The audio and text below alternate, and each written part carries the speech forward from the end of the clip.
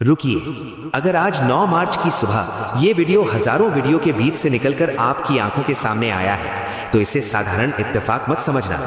आज सोमवार का पावन दिन है और आज बाबा श्याम ने आपके जीवन के उस अंधेरे कोने में रोशनी भेजने का निश्चय किया है जहां आप बरसों से अपनी तकलीफें छिपाकर बैठे थे।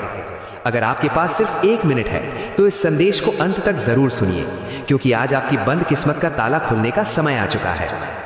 मेरे प्यारे श्याम प्रेमी, आज बाबा श्याम बहुत प्रेम से आपसे पूछ रहे हैं, मेरे बच्चे, तू दुनिया के आगे हाथ क्यों फैलाता है? क्या तुझे अपने सांवरे की शक्ति पर भरोसा नहीं? आज बाबा श्याम तुम्हें वचन देते हैं, अब तुम्हारे आंसू गिरने से पहले ही मेरा हाथ तुम्हारे सिर पर होगा। इस सोमवार से तुम्हारे जीवन में एक नया अध्याय शुरू होने वाला है। जो लोग तुम्हें कमजोर समझते थे, वही लोग जल्द तुम्हारी तरक्की देखकर हैरान रह जाएंगे।